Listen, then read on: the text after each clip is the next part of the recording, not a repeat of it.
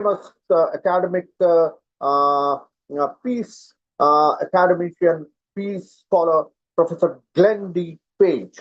We have always, anyone who is into peace studies would have definitely read Glenn D. Page.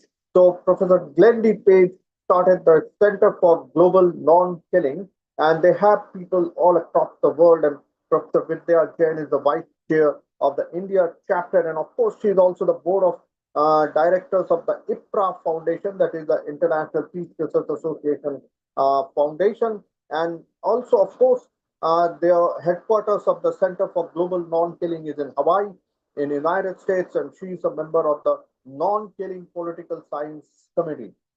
Incidentally, she has been like someone whom I can reach out for clarification, greater understanding of different concepts and ideas off and on. And also, as I mentioned in the case of Professor Lester Kurz, I had the honor of having a dialogue with ma'am in my book Peace and Nonviolence, and she had beautifully, in fact, explained the inherent link between feminism and nonviolence. And that was something amazing, in fact. And she had talked about how the traits of compassion, empathy, inclusivity, balance are essentially feminist traits, and they are synced with the traits of nonviolence. So I think that is an important thing we all need to understand. And she had beautifully explained how a mother reflects the idea of interconnectedness. In our course of the Joyful Talisman, we are talking a lot about interconnectedness and interdependence, and she has been working in this area of feminist linking feminism with with non-violence. And she had talked about how interconnectedness is a feminist approach and it is a pillar of non-violence. So it will be a great occasion to hear from Professor Vidya Jain, especially with this new dimension, with not a new dimension, with this dimension of feminist approach to non-violence, something which all of us would love to hear from her. So, ma'am, if you are there, the floor is all yours. Can you kindly share? Ma'am, you are there? Hello. I'm there. I'm here, Veda. Can you see me? Can Yes, everybody yes, see yes, me? ma'am. Hello, Yes, ma'am, Namaskar. we Can you can see see you. me? Can you hear Yes, me? yes, yes. I'm Thank you, so, ma'am. The floor is all yours. oh, okay.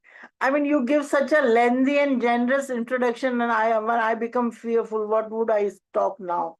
Everybody would be disheartened after listening me.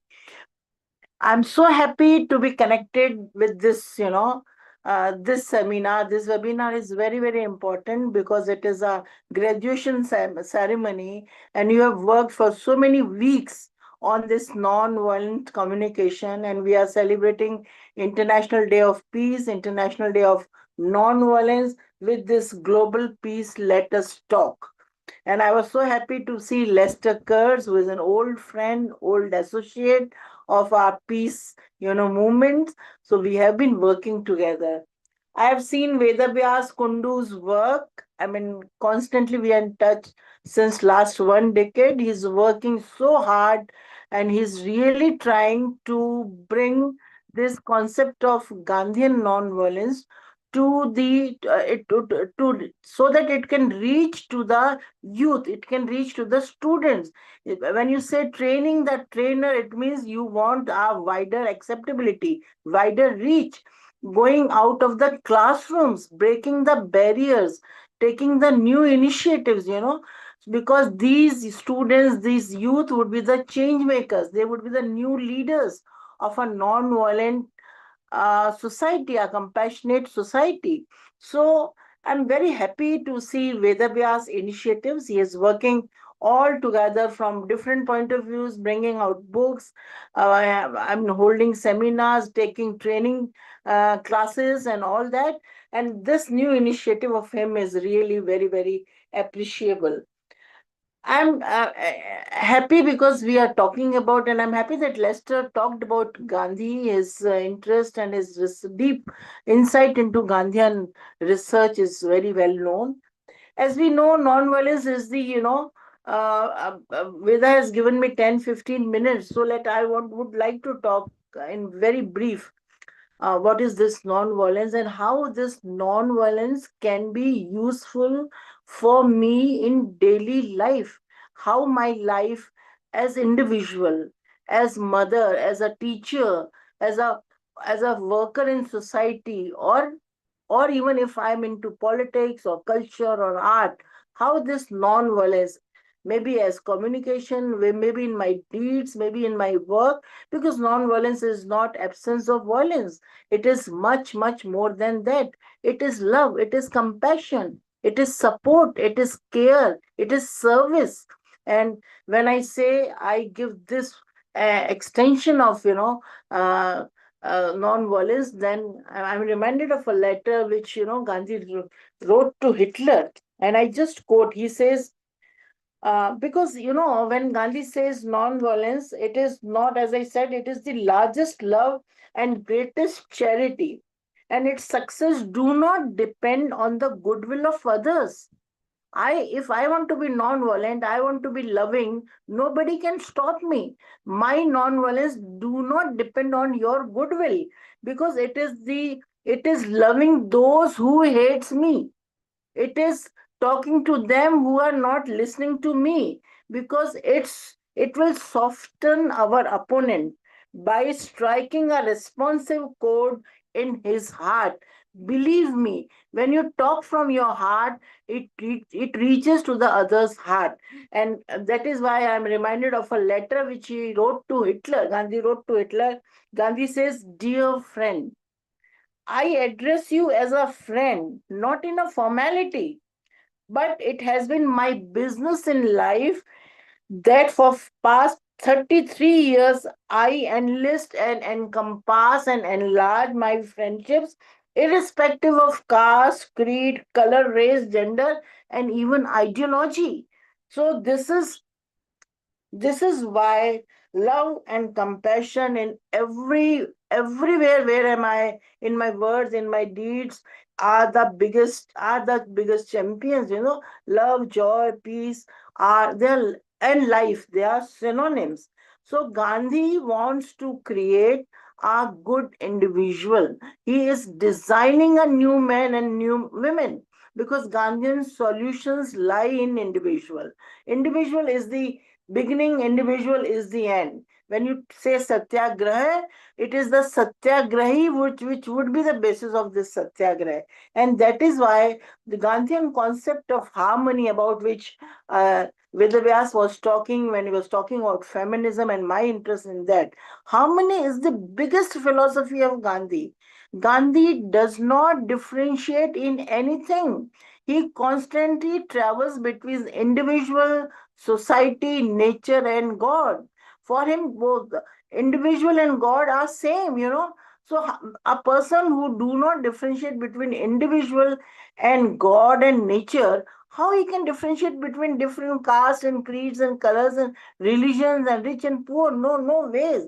Gandhi one-liner which I really like, where Gandhi says, "I am therefore you are, and you are therefore I am. We peacefully coexist. We are interdependent. We are not individual beings. We are interbeings. We are world beings. We are sons and daughters of one God. And not only humans, but birds, animals, rivers, lakes, mountains, everything depend on each other, relate to each other, exist with each other." How this human being, I don't know what came into his mind, that he thinks he's beyond and above everything. And this COVID has taught us the lesson that no, this earth is not only yours. It is a beautiful cosmos, and it belongs to everyone. You cannot eat the share, you cannot eat the share of other species. You cannot just encroach the whole world.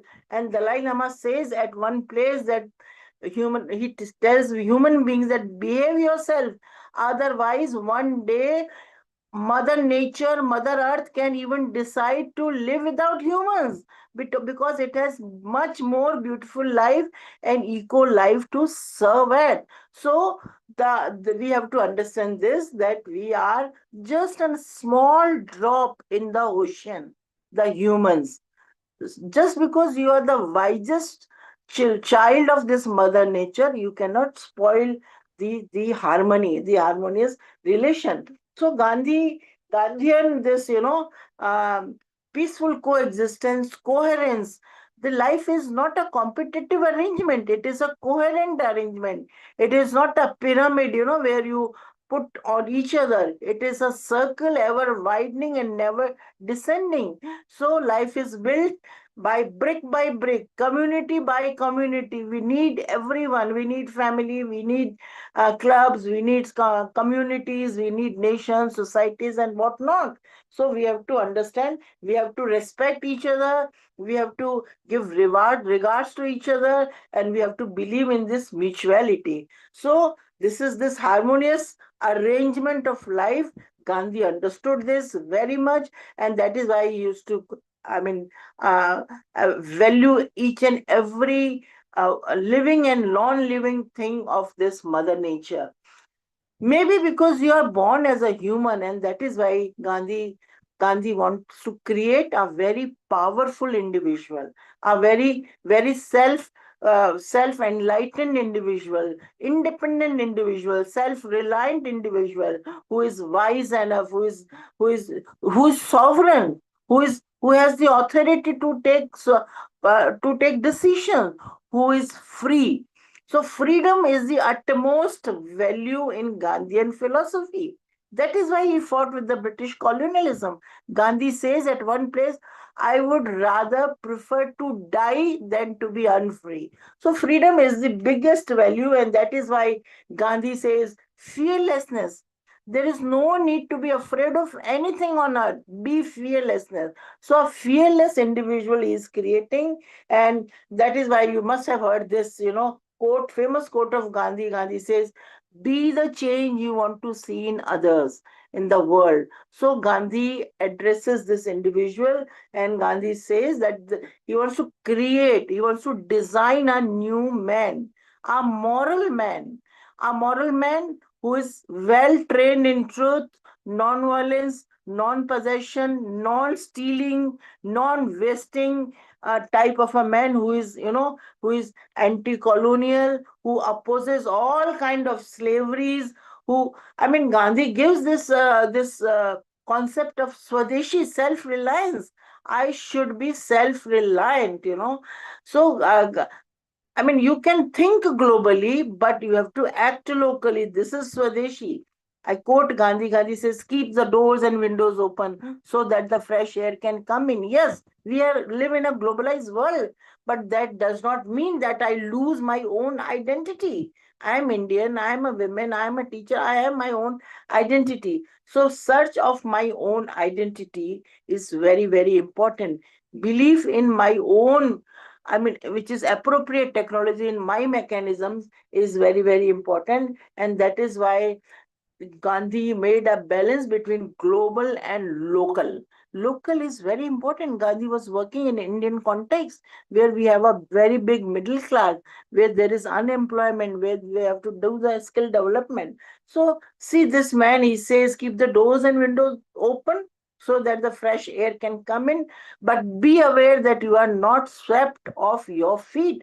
And this lesson has become now very important because in the coming global scenario, few powers want to just control everyone. They are attacking your sovereignty on the name of economics, on the name of marketization, on the name of commercialization. They teach you what to eat, what to wear, how to speak only English language and what not. And this is not done. So Gandhi gives this vision to an from an individual to a nation, because Gandhi says, until and unless you strengthen your own nation, you cannot sustain in this world, in this you cannot serve the world. So you have to be powerful in your own community, in your society, and in your own skin. So, and that is why Gandhi makes a balance between nature and individual. Gandhi respects. Gandhi used to call mother, he used to call earth as mother. And mother is, I mean, a mother can feed all his children, whatever, all her children, how many of them are there, but you have to respect her. You cannot, and you cannot misbehave with your mother. And that is why Gandhi says mother has, nature has enough to fulfill everybody's need, but it is very little for to fulfill anybody's greed. So Gandhi belief. I'm just talking about when you say non-violent behavior or communication or reaching out to people. It is important that how we should train ourselves. Like Gandhi says, dignity of physical labor. We should work. Gandhi says one is a thief who does not do physical labor. He has no right to eat even food. So man has really forgotten to do physical labor. Gandhi used to work very hard. He used to walk a lot. So Gandhi used to eat very little also. He believed in fasting. He believed in intermittent fasting. He used to eat only twice a day because this food is not only for yourself. This earth is not, or these resources which are limited are not for few people. They have to preserve them, they have to conserve them. So the when you say, the life is not only for yourself, you cannot be so greedy and so selfish. This earth is not, it is a legacy to be given to the future generation. So he used to talk about minimalization, minimal conservation, minimal consumption of natural resources, whether it is water, whether it is energy, whether it is food. There is no need of wasting them. And Gandhi believed that human beings can, like Gandhi was against doctors and advocates, the lawyers, because what lawyers do, they just manage the conflict, they do not resolve it. Conflict can only be resolved by you and me. If both of us are in not good terms, this only we, you and me, can sit and sort out our conflicts. Nobody has, no third party is required. Otherwise lawyers have their own vested interest. Similarly, Gandhi believed that we can heal, cure our own ailments and diseases by our food habits, by our physical labor, and by so many natural method of healing. Maybe it's water therapy and several therapies, natural therapy. So he was a believer of nature. Nature cures, body cures itself. Artificial intervention minimum should be there, because, and that is why Gandhi gives a call to human beings that you come forward and work for the solidarity, for the, I mean, if I am rich and happy and others are hungry, how I can be happy? So I should give something, that is trusteeship, that is non-possession. How much I would possess? The heaps and heaps of goods, and what would I do with them? So Gandhi talks of joy of giving, joy of sharing, and on his call, several industrialists and big rich men came forward and they donated lands, money, gold for the social cause, for the national movement. And that is why now there are several Vijay, movements. One Vijay, more I minute. need, I need to interrupt you because you are really touching our hearts. I absolutely love your talk. You've just brought such passion and gentleness, and I just wanted to say thank you. So thank you so much because I know if I speak for everybody, how much everybody's enjoying your talk. So thank you so much, Vijay. Yes, We'll be ma'am. able One to more round minute. off. You can round Yeah, up in 1 more minute, ma'am, because Okay, thank you. okay. Then just winding up. Thank you so much. And I Thank mean, you. I just wanted to submit that Gandhi is very, very important. Gandhi is very, very relevant. Let us bring him back into our discourse. thank you. Thank you very much. Thank Quickly, Thank you. Thank in you. case if someone has some quick questions before we wind up this round of keynotes. Yes, Dimple ma'am, quickly. Just two questions I think we should take. Yes, quickly. We will take two questions only.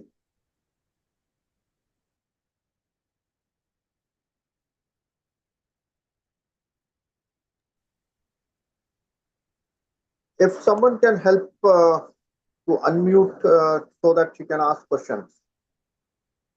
Only 2 questions we will allow because we are over time actually. Sorry, I took more time, I No, was, no problem, ma'am. You No, have it's fine. It's fine. It's Tarak has perfect. raised his hand, Dr. Vedabayas. Tarak. Yes, please ask your question, ma'am, quickly. Joseph or Didan, if you could kindly help to unmute her.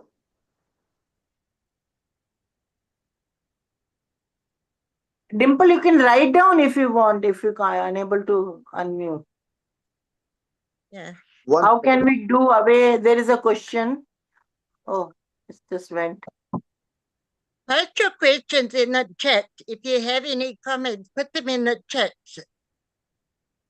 Then, then that will help Vidya to give you an answer.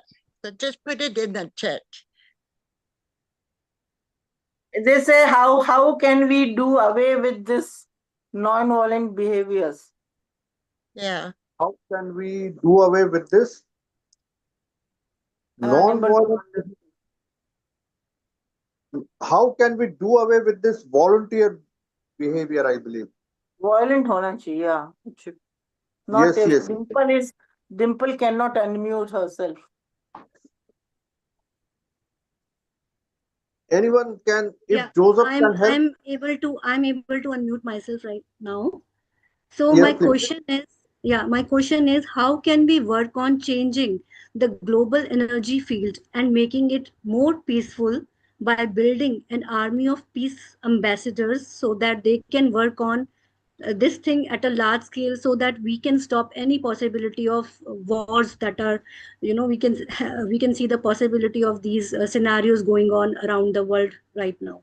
So is there a way that we can work on that I mean, this is one way? of the way which we are working on this, like, I mean, meeting all similar minded people and doing whatever good we can do. I mean, I always say there is a Gandhi in everybody's heart. So Gandhi can be found and Gandhi can be met with these small efforts. If I'm a teacher, I become a good teacher. If you're a student, become a good student. That can be also Gandhi. And people are, believe me, there are good people. Yesterday, I went to a program where somebody really donated a good amount of money to build a community hall, and he is not a rich man, but he did it in the memory of his own wife. I thought this is Gandhism. Or if I come forward and give fees for five needy children students, this is Gandhism. And these small efforts become very very big, as our national movement became. So we should not lose heart. Good people are quite in number, and if they make a solid group and they make a networking with each other, I think there are, Lester says there is Shanti Sena, there are peace brigades, there are several movements going on. There is a movement from Hague which says a slow city concept. Let us be slow, let us be kind to mother nature, to this earth, to each other. I mean, love is such a big force. I'm telling you, Dimple, if you are asking, this is the biggest force. I can do miracles with love and compassion. Think of a mother. I mean, see, she can. Perfect. Any question for Lester, Professor Lester Kurtz? There was a Thank you question so much. from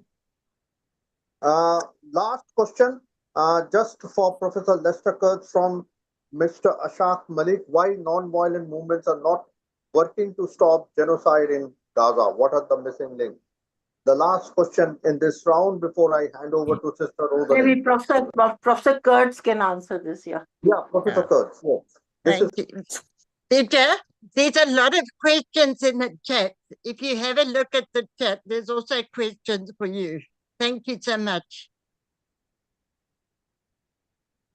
Well, that's an impossible question, of course. If I had the answer, I'd get the Nobel Peace Prize. But I think that what we have to do is just do what we can. Obviously, there's a time frame issue. And remember, Gandhi said, in the end, the dictators always fall. In the end, the conflict will be resolved. Unfortunately, it's not on our time frame. And I think we may we may hope, and I think it's possible that we really are still at a point, although it had already begun at Gandhi's time, especially with the explosion of the atomic bomb, that it becomes increasingly clear that war is not the answer, that violent solutions to disagreements just simply does not work because they continue to escalate. And I think that nonviolence can also escalate.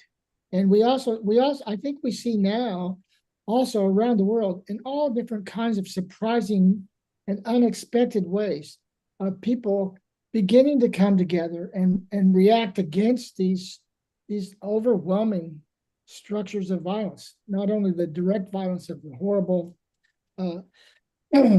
casualties like Gaza, but also incredible inequality, widespread malnutrition, and of course the climate crisis.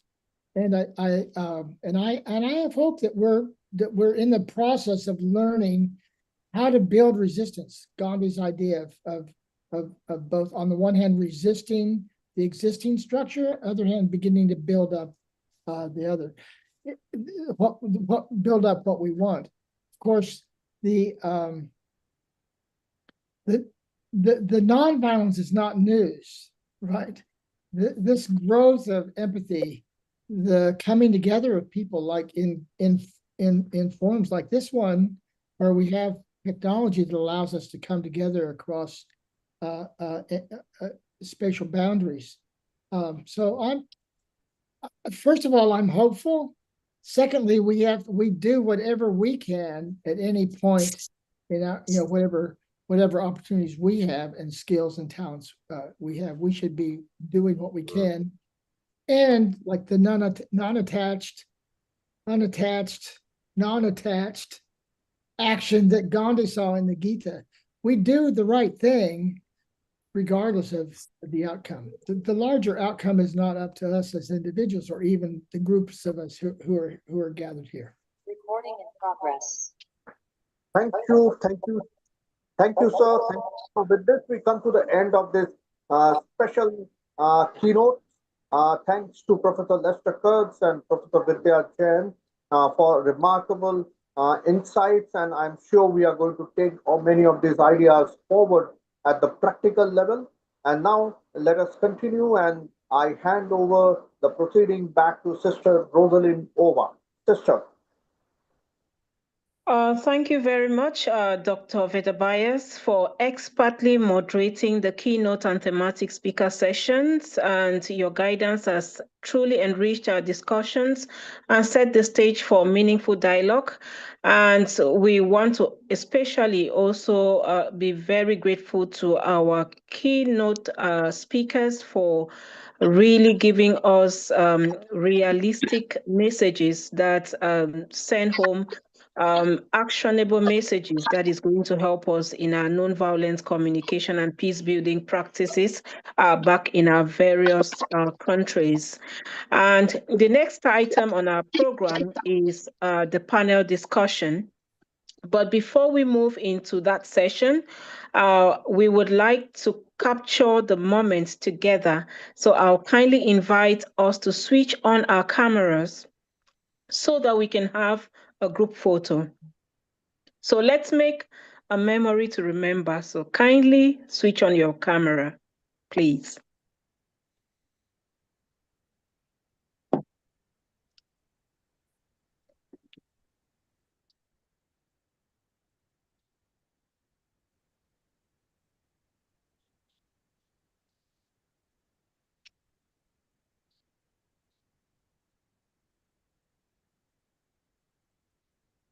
Our technical team, if you're done, please kindly just let us know, and then we can move on to our special panel discussion for the evening, the afternoon, or the morning, depending on where you are actually attending this special event from.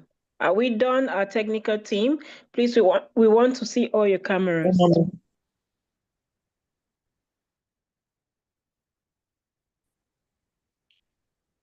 Rosalind? Yes, Dr. Nikki.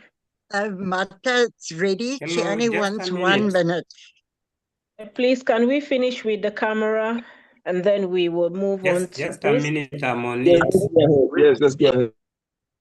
Please, let's kindly activate our cameras. We just have like 30 seconds to go. Put on that beautiful smile, because today happens to be a very special day. It's not easy to have a triple event. Yes.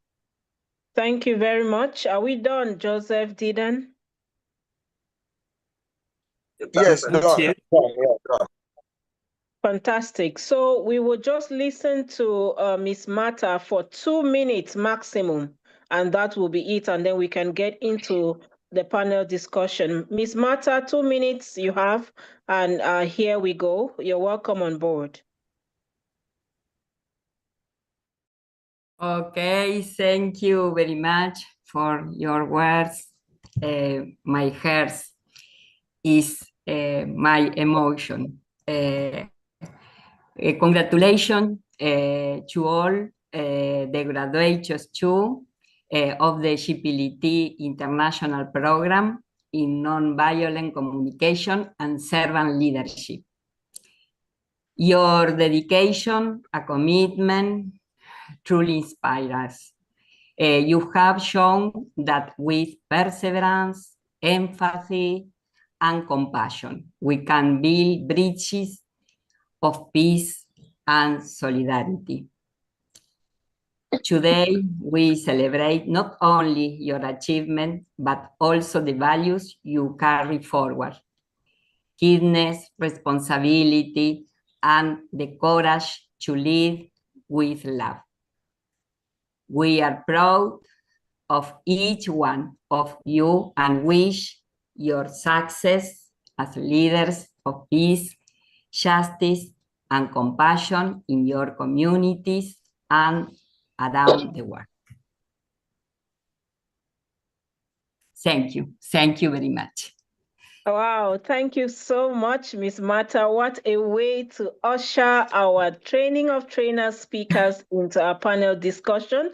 Please, can we all give us some hearts and put our hands together? It's really a special message because Ms. Martha is one of the executives of the Global Peace Let's Talk, one of the top executive members, and she's in charge of education in different levels. So she's the one managing the educational sector of the Global Peace Let's Talk.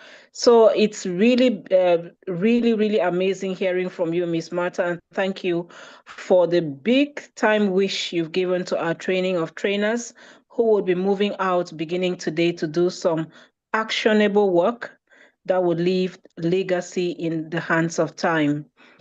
So, dear distinguished ladies and gentlemen, you're welcome to our panel discussion. And we are privileged to have 8 distinguished training of trainers speakers with us today. Each panelist will share their insights for a maximum of 3 minutes, after which we will open the floor from our participants and all our guests here for questions and any contributions.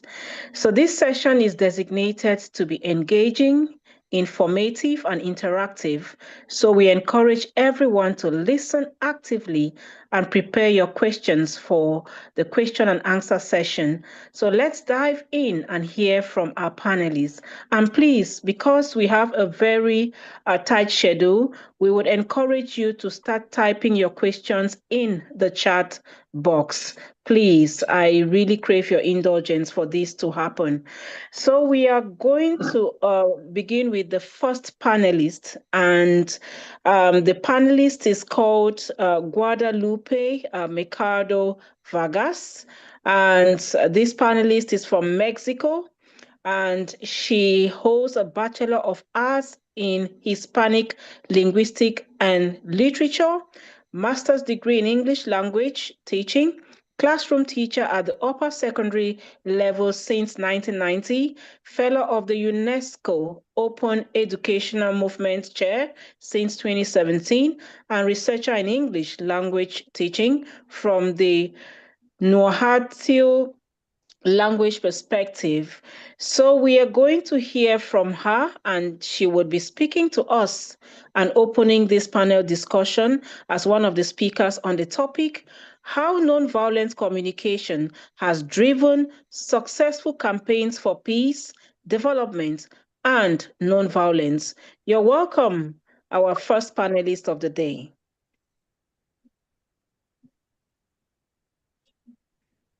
Guadalupe, if you're listening to me, kindly unmute your microphone and let us have you speak to us on how nonviolent communication has driven successful campaigns for peace, development, and nonviolence. If you can hear me, the floor is yours.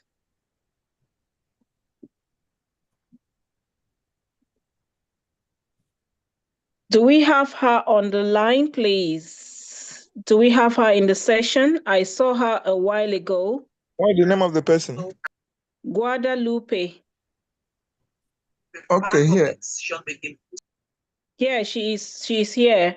So if our technical team can unmute her microphone, I think she'll be able to address us.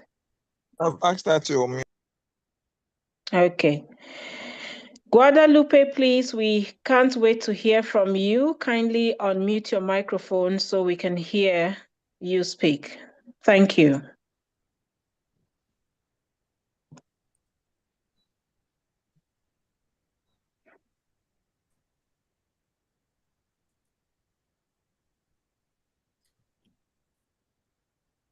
Are you ready now, please? Please, can we give her a round of applause? Yes, I can see she's trying to unmute her microphone. Kindly just unmute your microphone. The floor is yours. I can see you keep doing it on and off. Yes, your camera is on. Unmute your microphone and then we can be able to hear you speak. Yeah, I'm ready. Fantastic. You're welcome. 3 minutes and the floor is yours. Thank you. Okay. Well, good afternoon. My name is Guadalupe Mercado Vargas. I'm from Puebla, Mexico, and I studied the certification of nonviolent communication and leadership. I will talk about how one leadership for me is very inspiring person. His name is Angel Alvarez, and he is very important for me because he is a blended person. He don't see, and I knew him when I working in the same place at Secretaría de Educación Pública, and he came at the job with a dog, and the dog sometimes came with me, and it's very how do you say nervous to see a one person blended with a dog in an office. For me, in a public office. For me, I try to help him, but he told me sometimes, no, please don't help me. I need to do for myself. I really inspire me because he working in a computer, he developed some workshops, and he improved teaching braille writing, and he finished the doctoral, the PhD doctoral, and I really understand how he doing a different activities, different talents without eyes. For that reason, when I interviewed, one of the questions was what do you do to change your community? And he told me that that he do it. He doesn't do it. He doesn't do it. Is only to be a person, like the same person, as a person that you say, a human person. For me, that's very interesting, this answer, because nowadays, in my classmates, in my job, in my family, this is not important. The important is the cell phone, the important is the technology, the important is another, but not important the human person. And I try to change my community, change to my relationship with technology, but only by helping me, but not distract me. This is my personal point of view, and I thank you for this opportunity to explain my learners in this certification. Thank you so much. Thank you. Thank you. Please, can we give her a round of applause and some hearts in the chat room? Thank you, Guadalupe. That's been a practical presentation there. We want to really be happy about the way you've decided to contextualize it in order to be a real ambassador of nonviolent communication in your own setup, especially in this digital era. Thank you so much. We will just crave your indulgence to warm your seats, and then, of course, if there are questions for you, we'll definitely come back to you. Straight away, we'll be moving to another special speaker. We don't say all of you are not special, so we are giving special, this title special to each and every one of you because you've sacrificed a whole lot to be here today. So we are moving to the next training of trainer speaker, who is Sun Mono Daud Benga. He is from Nigeria, and he is a community leader, speaker, life coach, and mentor. Of course, also a peace advocate, and he is a peace ambassador and member of the Rotary Action Group for Peace.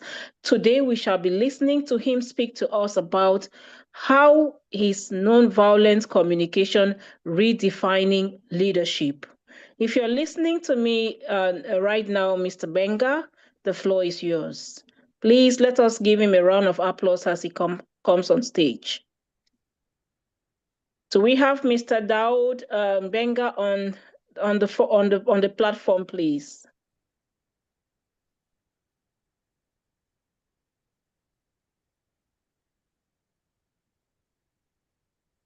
Mr. Sun Mono, are you listening to me? If you're on the forum, please kindly take the mantle to speak as the next speaker. We will ask the technical team to keep checking if he is having any technical issue back there. Kindly just let me know inbox. And just to make sure that we make good use of the time, it seems as if everyone is having a difficulty in unmuting their microphone. So please, at this particular point, can we have the technical team unmute everybody? Because that's where we have some challenges.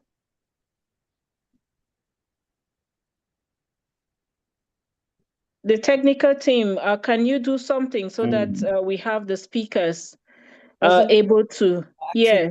He's not in the call because I cannot okay. So we can figure him out. Oh, brilliant. Thank you very much, Janet. I just needed that help. And we are moving straight away. We hope he will come back, but we just have to make good use of the time. And we'll move straight away to another special speaker for today, a training of trainers speaker. And she is Juliet from Koma.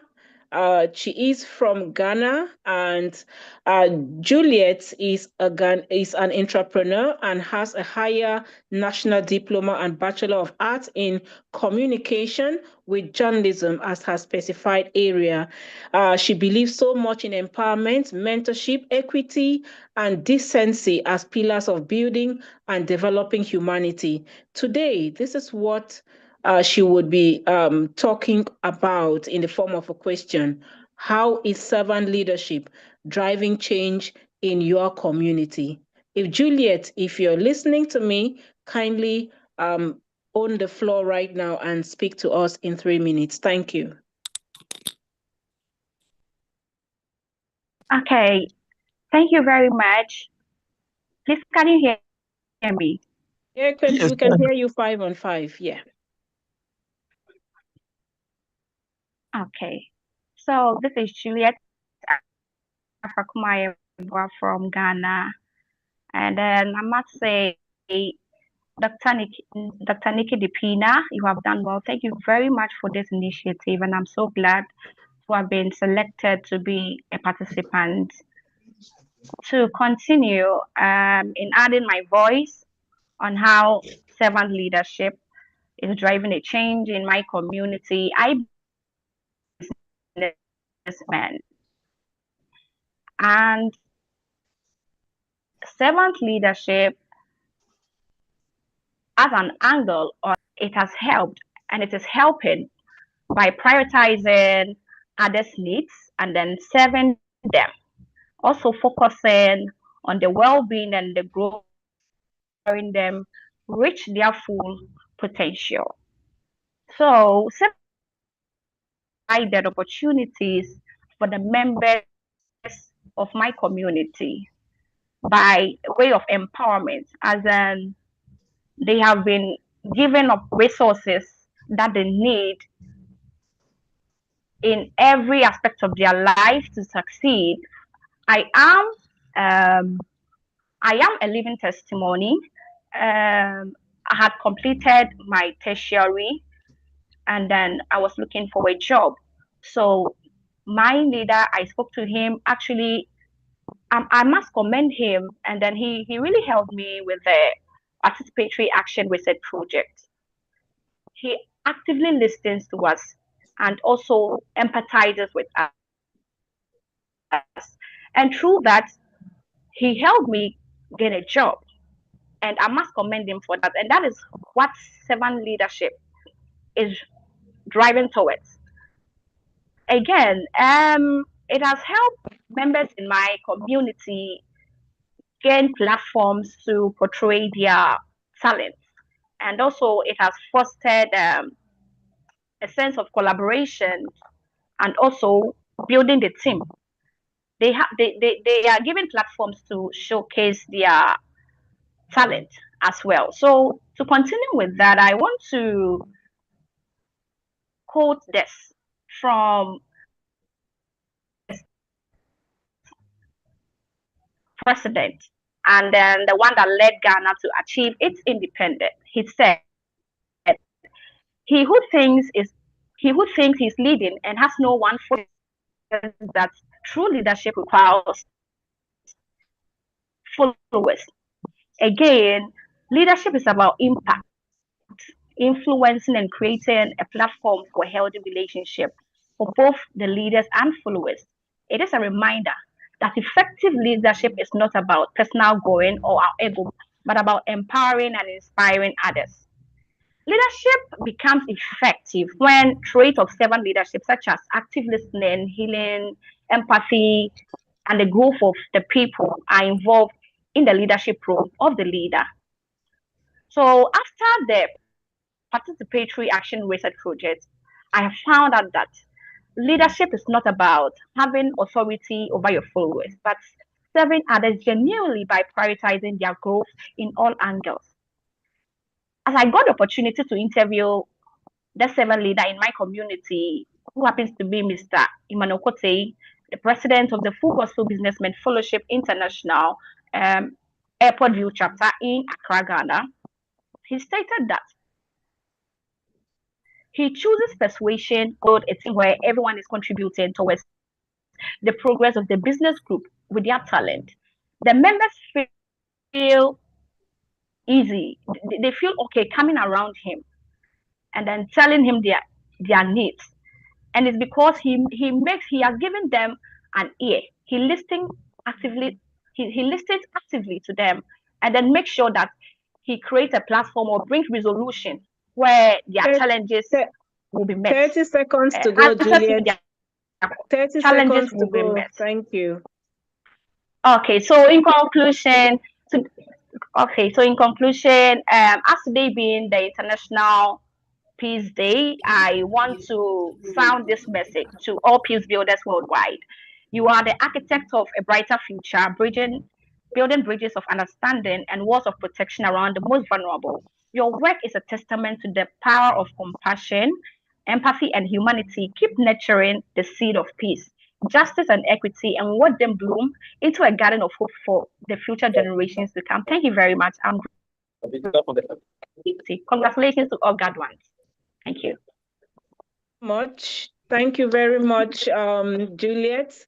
That's really wonderful. And servant leadership, you've told us what it really means, not lording over all, but being that selfless person that can be able to go out of your comfort zone to really guide and lead others towards the right path. Thank you so much. And kindly warm your seat. We may be right back to you in order to maybe chip in one or two things. And straight away, we'll be moving to another gentleman. From a lady, we are moving to a gentleman.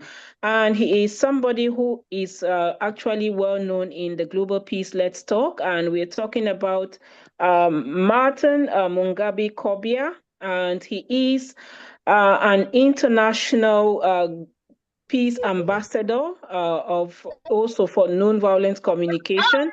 He is equally an admin with the Global Peace Let's Talk.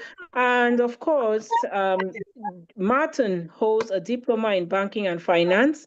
And this is what he also does. He extends across borders, allowing him to share best practices and innovative solutions for conflict resolution and community building. So Martin Kobia will be talking to us on this question still.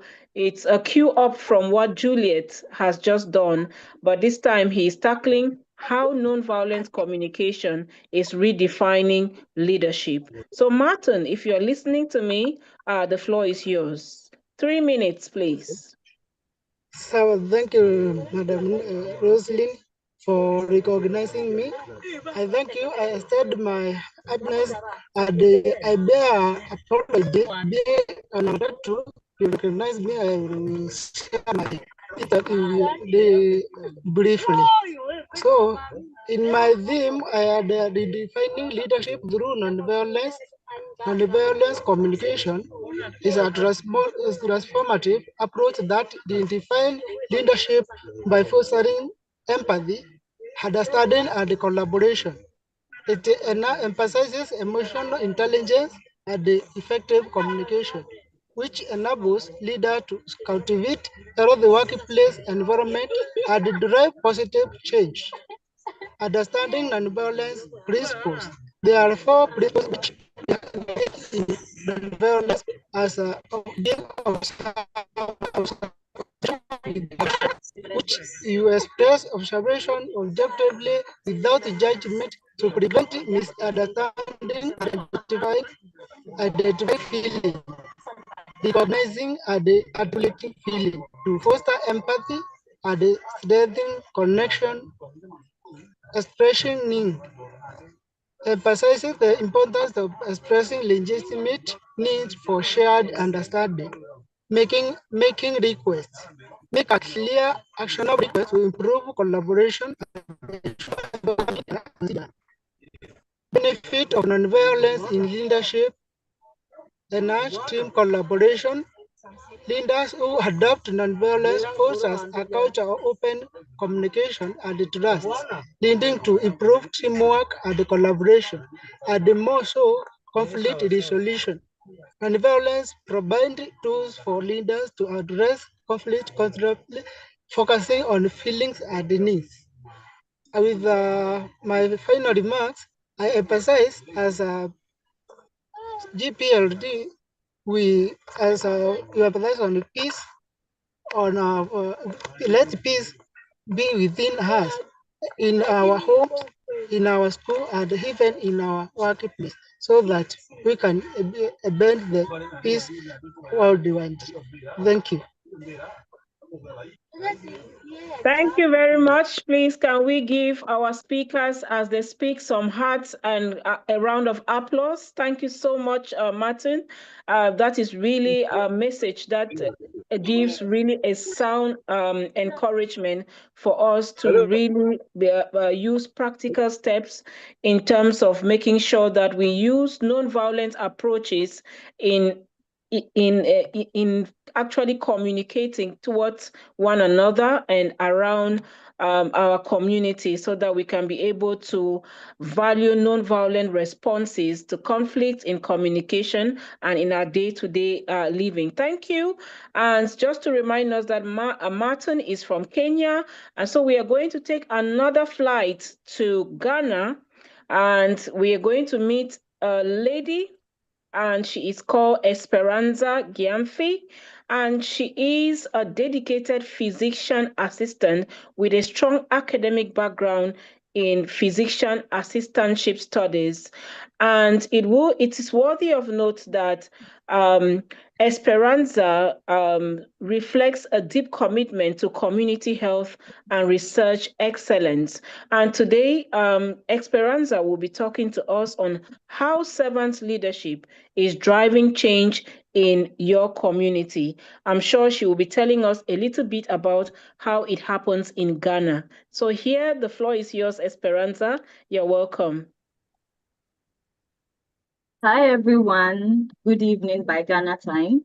I'm Esperanza Gyamfi. Today, I want to talk to us about how servant leadership is driving change in my community. So servant leadership, as we've had the opportunity to speak of and study on, it is a powerful form of leadership that is making real difference in our communities. Unlike the traditional leadership style, where it focuses on authority and power and just pushing people left, right, center, here and there, servant leadership rather focuses on teamwork, adding everyone together, and then making the best out of everyone's contributions. So the man, John C. Maxwell, made a quote. He stated that a leader is one who knows the way, who goes the way, and who shows the way. So in my community, I identified one servant leader who is in the person of Mr. Daniel Wusuban. During my participatory action research, I got to know that this man was in my neighborhood. And because growing up was difficult for him in terms of challenges and the payment of school fees, he decided to go through the neighborhood and ask each and every one or each and every child he met what their dreams and expectations were in life in terms of academics. Then he got to know that finances was a problem for the children. Then he decided to start up an educational consult that he calls Build the Future Consult. Throughout my interactions with him, I got to know that, in conclusion, that servant leaders are those who listen carefully, help solve problems, they work together alongside to create positive change. Through him, a lot of children have been able to have the opportunity to go to school. Some are now at the secondary school level, and some others are in the tertiary level. Also, he has given students the opportunity to also climb the academic ladder on an international level. Servant leadership is driving positive change in my neighborhood through teamwork, through servant leadership. Now there's communal labor. A lot of people come together to sweep our communities. So the neighborhoods are no longer filthy, and we are no longer exposed to human health issues like cholera that comes as a result of hygiene and sanitary problems. Another important change that servant leadership also pays attention to is that it takes time to listen to the concerns and ideas of community members. It is no longer the autocratic form of leadership. Yet, in this platform, everyone's ideas are put into practice and in use. So because of that, the result that it yields together, it brings transformation Servant leadership, in my conclusion, inspires more people to get involved. This gives us the opportunity where people build hands-on skills, where even in the absence of the leader, the people are able to task up, take responsibilities, and yield results. In conclusion, I am saying that servant leadership is the choicest form of leadership. It is a better way to build a community by focusing on service, listening, working together. Servant leaders are driving positive change in our neighborhood.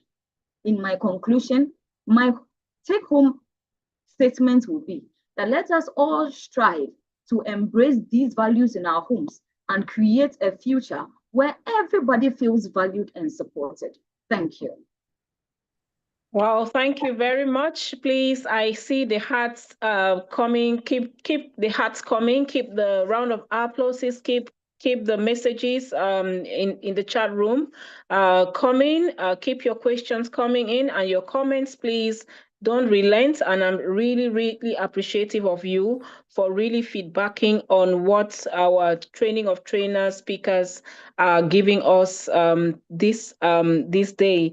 So I'm moving straight away from Ghana. We are taking another flight to Nigeria to meet Dr. Safia Stephanie Musa, and she would also be looking at how servant leadership is driving change in her community. And Dr. Safia Stephanie is Executive Director of Zaiha Healthcare Limited and CFO of Zaiha Kano Neurospine Hospital. And she is committed to fostering transformation, peace building, and sustainable community development in Nigeria and beyond. Dr. Safia, if you're listening to me, please, can you have the microphone and address us in 3 minutes? Thank you. Thank you so much. Thank you. I'm here. Good evening, everyone. Can you hear me, please? We can hear you 5 on 5. Good evening. Oh, You're okay. welcome. Thank you so much. Thank you for having me speak. So you see, when we started this program, I thought it was going to be the normal, now leadership model thing, go and learn this, go and learn that. And then it was an entirely different thing, and I now understood that servant leadership is beyond what we all thought, is beyond theory. And that made me understand that servant leaders could go beyond civilians to the military as well. And that's why my participatory action research was actually on the Chief of Defense Staff of Nigeria, General Christopher Gwabin Musa, who is just awesome. We went on a thank you campaign. There's an initiative we're carrying out now. Thank you to our troop campaign. And then most of the soldiers were really speaking well of him. And so when we're doing the theory, it dawned on me that, yes, this is a servant leader. His men speak so well. He treats them well with humanity, compassion, and empathy, right? So he could serve as the person I could interview for my participation action research. And of course, I interviewed him, and it was profound for me. I learned a lot from that. Of course, we've heard a lot about what he does, even on TV. I'm sure many of you have seen him. Most times people share his videos, it goes viral. He's just humane. You wouldn't expect that really from a military general. And so for me, he exemplifies, he really shows what a servant leader should be. Even in the way he commands, his control, everything is just awesome. He listens to his men. He's very compassionate about it, and that's why he sees so many of them really, putting in so much effort to stop insecurity in Nigeria. So for me, it was deeply inspiring, when I had that interview with him, and I heard a lot, and I got to know a lot about, what servant leadership is really all about, beyond theory. This is it. I'm seeing it live and direct from this general, and his men, that he's leading at the war fronts. So I'll stop here because the previous speakers have really said a lot about what servant leadership is about, and that's it for me. Thank you. Thank you very much. Please, can we give her a round of applause? Dr. Safia has actually given us a testimony that something that for me, if I can put it, like maybe the regulars that you find out there in terms of trainings, especially online, became something really, really academic and practical in terms of what they got from this training of trainers program. So we want to thank you for attesting to some of the juicy things you're taking back from this program onto your countries, onto your communities. So we are moving straight away to the next speaker, and we will not take a flight yet, but to stay back in Nigeria and to listen to Adetun Michael Olusola. And he is also going to address how nonviolent communication is redefining leadership. And it will be interesting to note that Michael is an educator, minister, and peace advocate with roots in both Ajebu Igbo and in Ogun State. And he currently teaches physics in Soyin Grammar School under the Ogun State Teaching Service. He is, of course, a peace advocate and a lover of servant leadership and nonviolence communication, the reason why he is on this program. So you're very much welcome, Mr. Michael, and we are so excited to listen to you right now. All right. Thank you very much. I will say a pleasant moment to everybody. Good evening from Nigeria. My name is Adetun Michael from Ijebu Igbo and Ilese Ijebu in Ogun State. I could see that my moderator was trying to pronounce that. That is great. So I really want to say that I found this program extremely impactful. Now, from the trainings we have received and from my interaction with in the participatory action research with my servant leader, those we interviewed, and coincidentally, myself and my wife are on this program. So from the servant leaders that we both interviewed, from the practical experience, I've got to understand that when we talk about peace, peace actually begins from our homes. Peace begins in our schools. Peace begins in our workplaces, in our little communities, and even within us. And this global peace that we are talking about can be greatly achieved if everybody imbibes the principle of nonviolent communication and servant leadership. Now, generally speaking, like a doctor who spoke before me said, this thing is beyond theory. So, and I want to say that nonviolent communication is not just a method of speaking, but it is more of a mindset. It is a mindset that values empathy, a mindset that values dignity, that values connection in human relationship. And this approach, this kind of mindset, this empathetic approach, it reduces conflicts everywhere and it builds trust in all our human interaction. So in redefining leadership, nonviolent communication defines leadership by promoting empathy, listen more, they understand needs and feelings. They become empathetic. Nonviolent communication and servant leadership also redefines leadership through conflict resolution. Instead of leaders insisting on punitive measures all the time, nonviolent communication equips leaders with peaceful dialogue strategies. And that goes a long way in resolving crises. And this leads to respect, respectful conversation, which leads to a lasting solution. rather than what we were used to of people just complying, out of compulsion, not really internalizing the substance, the basis, behind it. So nonviolent communication, is a transformational communication culture. Leadership becomes less stressful, especially for us who are both ministers of God and teachers in institutions. There are a lot of conflicts to deal with every day, with among students, between students and teachers, with parents, with the community. When we adopt the principle of nonviolent communication, we discover that we are able to resolve many of these conflicts. We are able to de-escalate conflict and to achieve peace. And I want to say that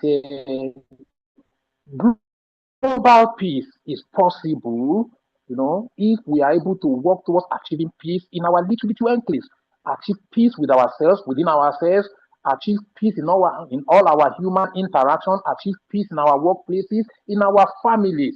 Global peace is the sum total. It is the sum of millions of peaceful hearts, peaceful homes, peaceful institutions, peaceful workplaces, peaceful community, and so on and so forth. And I want to also, borrow from what the Holy Book says, which also advocates us, which encourages us that our conversations should be seasoned with salt.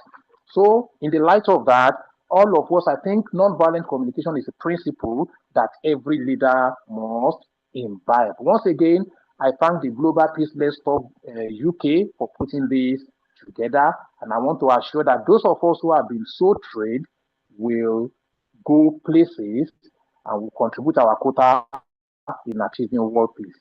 Thank you very much. Wow, what a worthy message out there, Michael. Thank you. It was really, you whetted our appetite, and we actually got good stuff listening to you. And the sound message you gave us at the end, we will not forget it.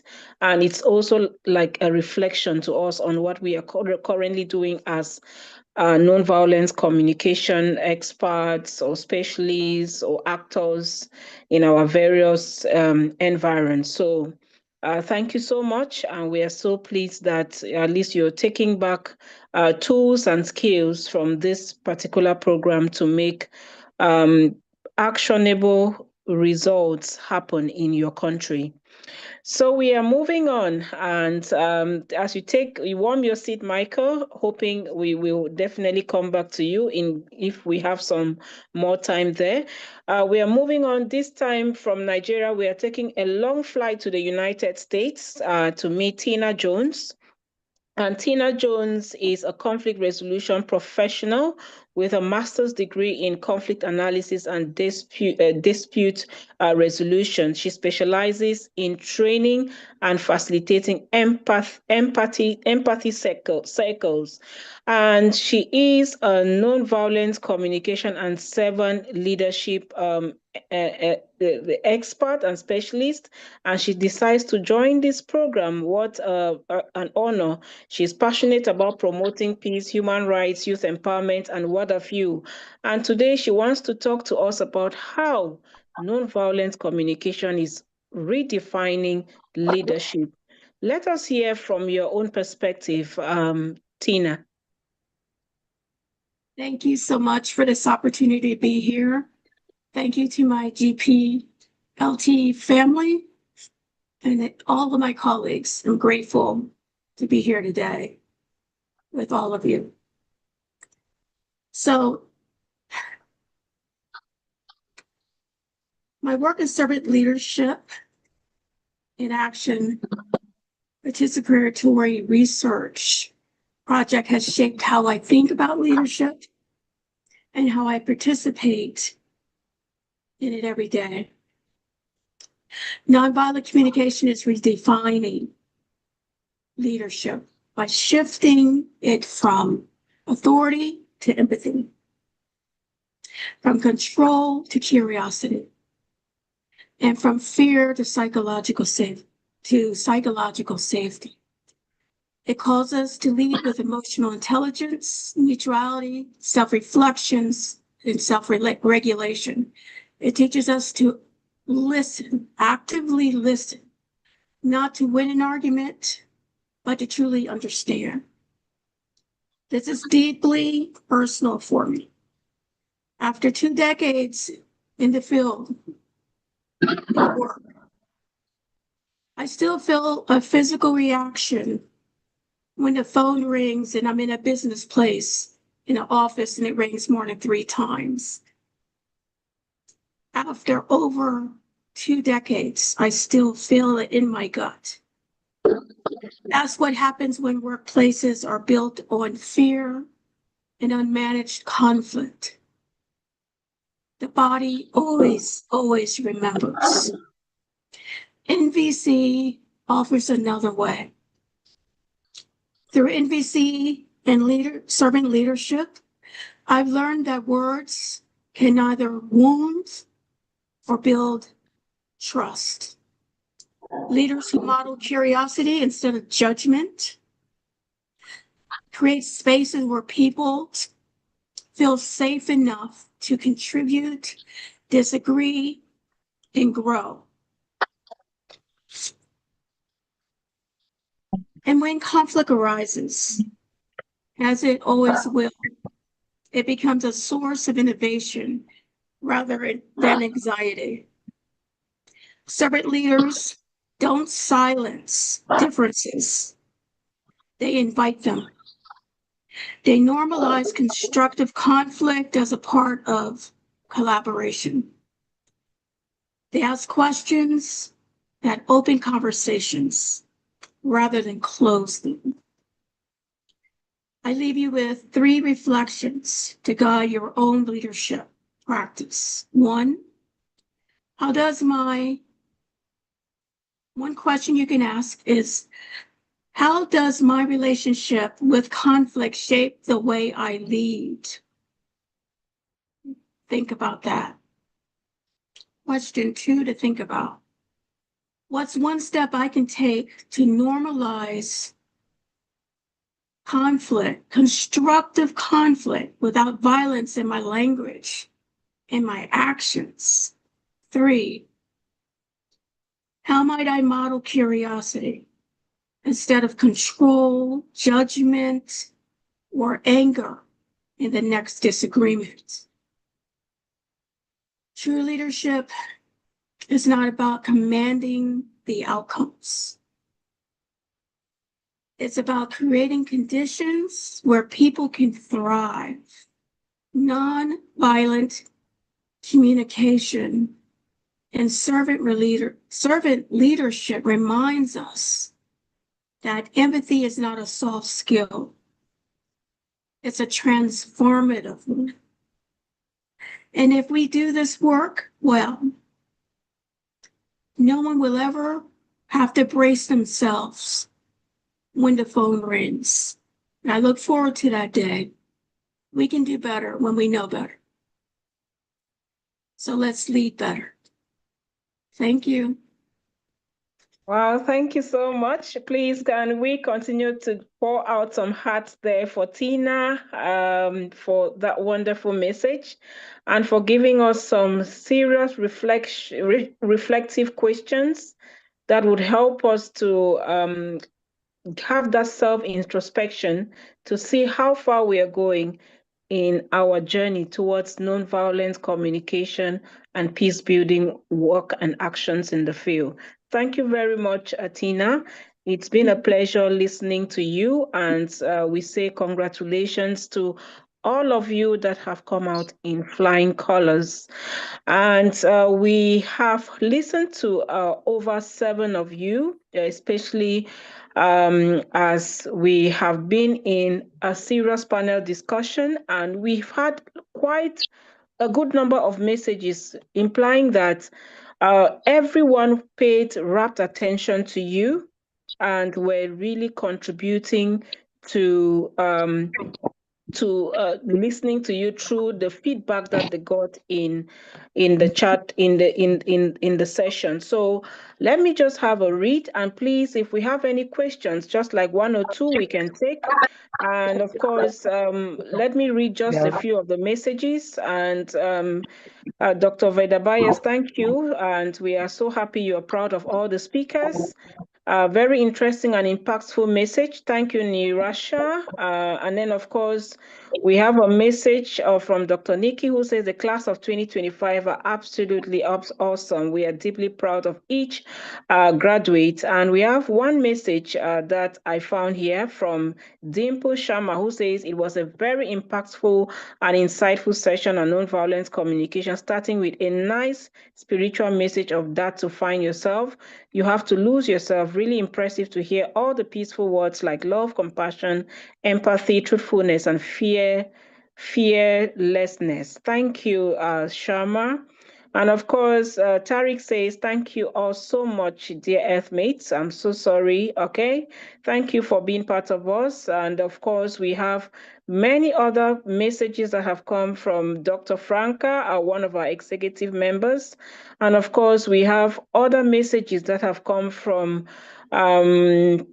Ramat, and of course, Kennedy, by that our community will embrace peace, resolving conflicts in our communities. We also have from Cynthia Rota, who says, thank you all for this meaningful gathering and for energy you've shared too generously. I'm truly grateful to have been part of this space where words and intentions meet in the name of peace.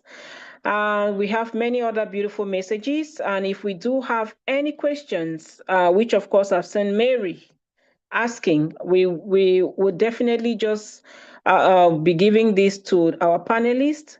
And the question is, how can we use nonviolent communication when emotions are high and self-regulation feels almost impossible? I will start with you, Tina. Can you just give us a response, maybe just for 30 seconds, and I'll get to the next panelist? How can we use nonviolent communication? Yeah. Wonderful question. I'll tell you what I do. And I'm grateful to be working with my GPLT family, learning to meditate, learning to breathe. And I've been practicing pausing since I was a little kid. It really does work.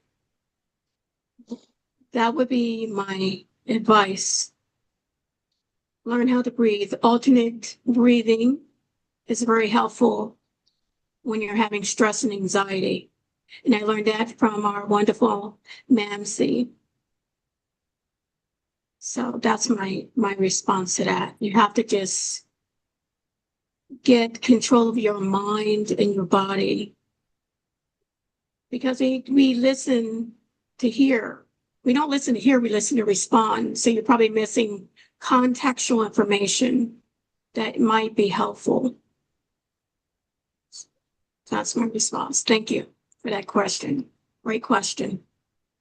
Thank you very much, Tina. It was really, really a great feedback there. And of course, you added in that particular response that the person just breathe, pause, and meditate, and that can actually be helpful.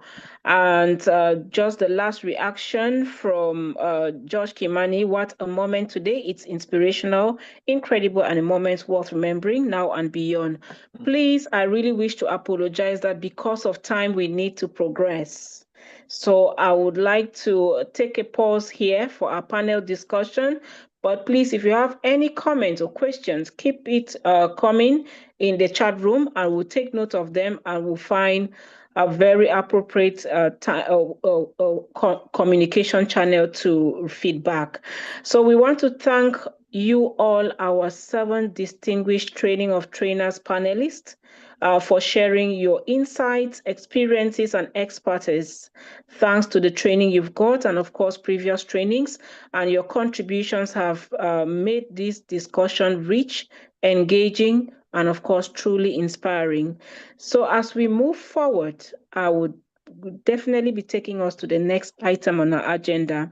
And so I'm pleased to invite again, Janith to coordinate the next item on our program, which is the key findings in the Servant Leadership in Action Research Project.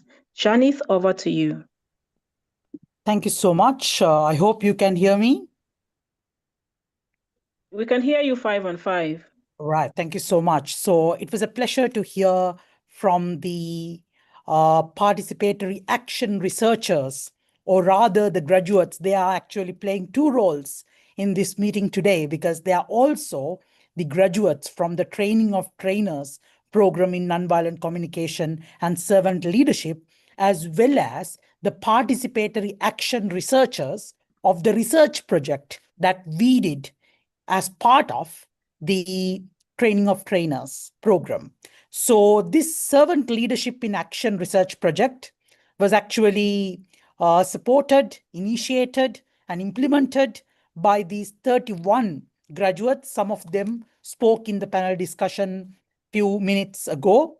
So now I am proud to invite 3 of the young researchers who were part of the research and development team of the Participatory Action Research Project. So today we have Freya Juru, Alia Sharplin, and Karen Hapuch Terupalli, who are the 3 young researchers who actually supported the development of this research project.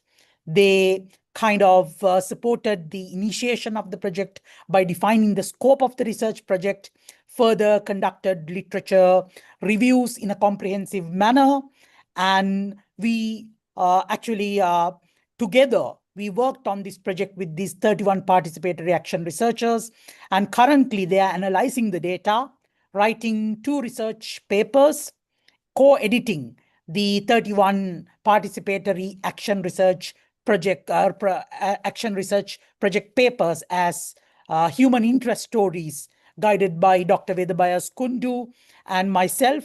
I should also mention the role of Professor Martha Lescano, who supported us numerously, together with Dr. Nikki Pina, providing us with the ethical guidance.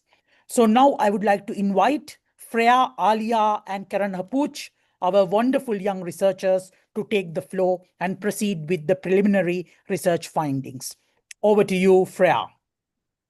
Hello, can everyone hear me? Yeah, okay.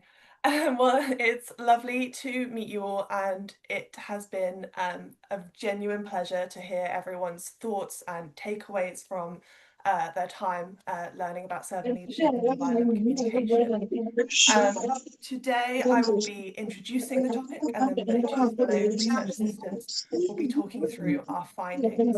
So starting in April of 2025, we began this project, as Jan said, first defining the scope of what we wanted to investigate and looking at community development, servant leadership, and nonviolent communication.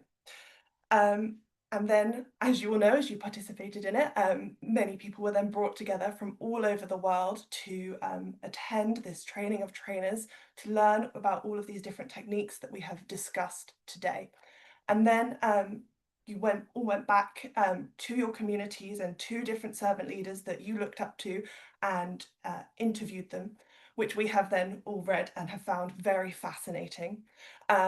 We have gone through all of these 31 reports and done vast research and taken notes on them. And what we have learned from this is that there is a shared thread going through all of the servant leaders. They have a commitment to serving humanity, building peace, and nurturing prosperity.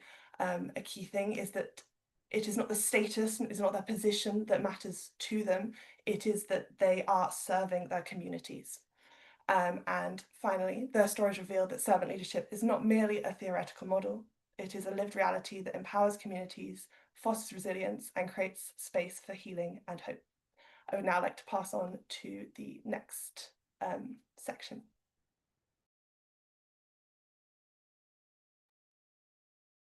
Oh, am I audible? Perfect. Thank you so much, Freya. Can I have the next slide?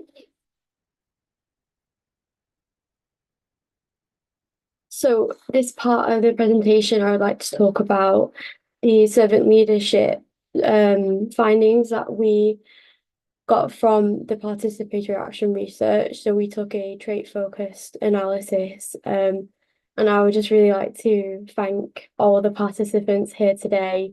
It's so great to be able to share all of their hard work and what we would like to also share, hopefully, with the wider world. It's really crucial, I think, at this time, now more than ever. I think it's already been said today that crisis, humanitarian issues across the world are escalating, and it's these communities, these forums that will make a difference. So thank you so much. The motivation we found for these leaders isn't authority or power, rather it's the service to their community where they draw their motivation from, and that's truly what drives them and makes them the key to community development. The prominent traits that are discussed in the servant leadership literature were very much echoed and embodied by the servant leaders that were interviewed. Empathy, listening, healing, commitment to the growth of their followers and the community, an awareness of the struggles that they face, and the foresight and persuasion skills needed to make positive change are all some of the traits that they embodied in an exceptional and inspiring manner. The primary result of our research we hope to share with everyone else is that a leader who serves their followers does so and understands what it is that their followers need in an intimate manner, which then enables them to actually create change that will last. Thank you, Karen. The standout traits that we found from the interviews were empathy, a commitment to the betterment of people and the community they are building, as well as listening and healing. These were some of the most cited traits that we found from the interviews. That's not limited though. We also found a very interesting commonality between a lot of the leaders was that trust, resilience, and integrity were core features of their leadership styles and servant leadership. Now, this isn't often talked about in typical or traditional servant leadership scholarship, but nonetheless, it was noted numerous times by multiple leaders, as each of them we found have overcome incredible challenges in their youth and in their role as leaders, war, economic restraints and prejudice that they've overcome not through force, but through a commitment to the betterment of others is what drives them. We also found that leadership isn't set in stone, it changes over time. An example of this is that a lot of the leaders that were interviewed, their youth and experiences have shaped who they are today as a leader. They took the tenets from the education that they had. A lot of them were faith-based education, and they prioritized the traits associated with servant leadership in their day-to-day communication with their followers, and primarily embodied empathy in healing and foresight. I think a great example of this was Pastor Adiko, who has initiated a financial empowerment workshop for the women of her community. That she formed that on the basis of empathy for all, regardless of where they come from, who they are, or the experiences they've had, because that is what she learned in her schooling. Another example is that Chief Amimo and the Mothers of Peace Forum, this was new leadership style for him. Originally, he found that a more forceful and rule-based authoritative approach just instilled fear among followers, and instead he found that listening and understanding the youth of his community and truly what it is that they would like to change and what they need to change is the way forward. And the next slide. Thank you. The main insight that we'd like to share with you all is that a leadership model is rooted in service and empathy is the way forward. That servant leaders are uniquely positioned to drive and sustain community development because they don't instill rules or fear in their followers, rather they inspire hope. The implications are that going forward, although the world can look bleak right now, is that we have a key to success here, and that all the people here today are proof that others want to share in that peace. I think a really good example of this was Muhammad Alao, a servant leader who initiated his own community by listening to the issues of others, of his original community, and in doing so, paved a path forward by addressing inequalities, in addressing the prejudice and the economic constraints they had. And the result was a flourishing community that is not afraid to share what it is that they need. And the next slide, please.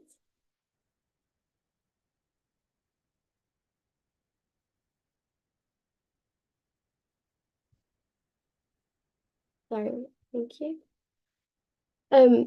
These are just a few of the examples of servant leaders and their legacy in community development. Unfortunately, we can't go over all of them. We've already heard so many amazing stories from the participants here today and their servant leaders. Just a few that we would like to mention, Zlata Blat, who is a servant leader located in Buenos Aires and the founder of Dialogue and Coexistence. Her upbringing and experiences in her youth included a refugee camp in which people of all different cultures and faiths worked together to survive. And she has carried on that belief into her leadership today by initiating interfaith community discussions that rally when crisis occurs, regardless of who has been affected. Another one is Maman Janetti, who is a leader of the Logos Premier, which is the environmental sustainability community. She had the opportunity to pursue a merchant career and follow in the footsteps of her father and achieve exceptional wealth in doing so. Instead, she turned that down in order to create and promote environmental sustainability to allow others to have as bright a future as she has. Another one is Charles, who is a national athlete and truly inspiring story. Young, he lost his family, but his passion for sport is what kept him motivated to keep going, to keep representing his country, and he shared that with a very wide network of youth across the globe now, by sharing and encouraging them to pursue sports and make connections that they otherwise would not have made. Thank you for listening. I'm going to pass over to Karen now.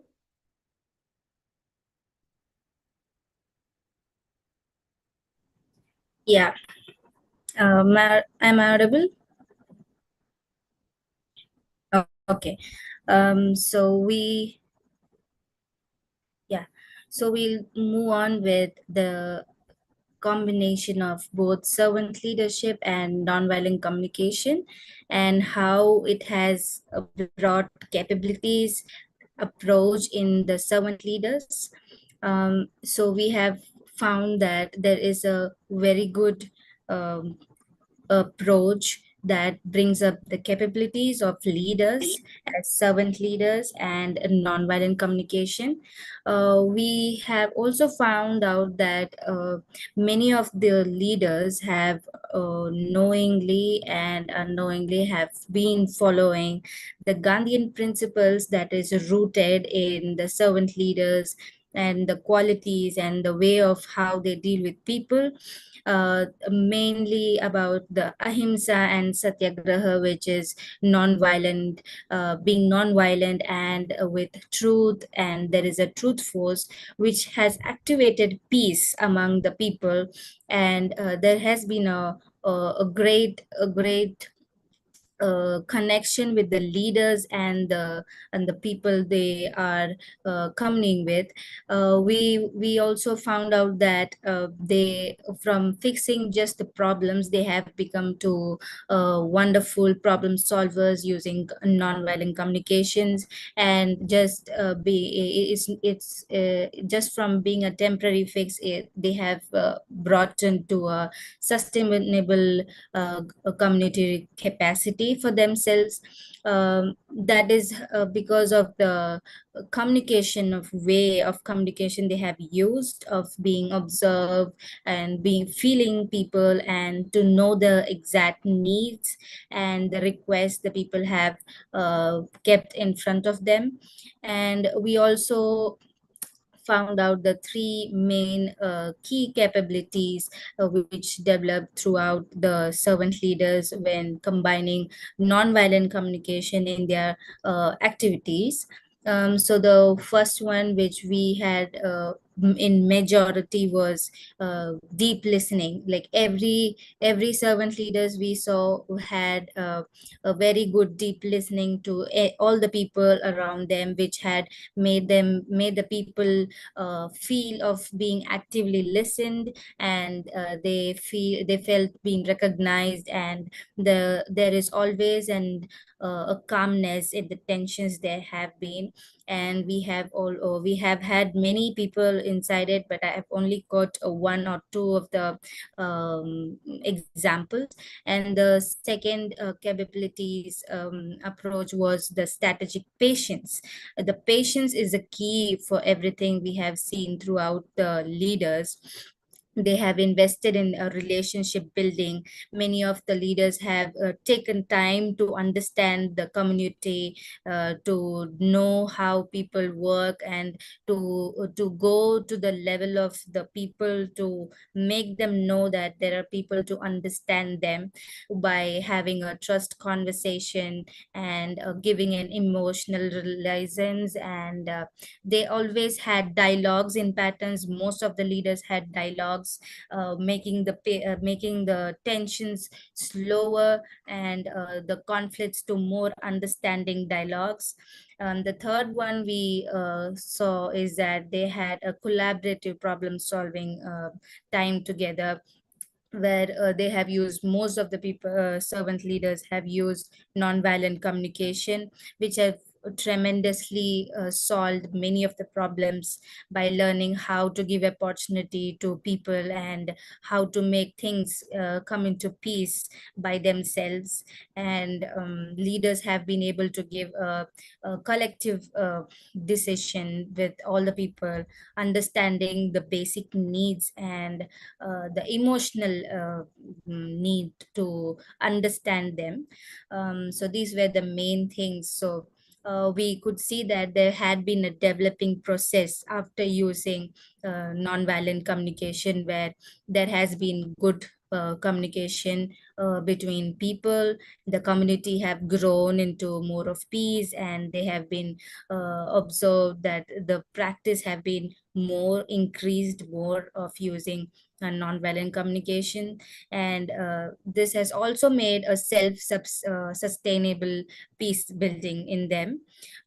So we brought out few measurable outcomes that have come after using nonviolent communication by the servant leaders.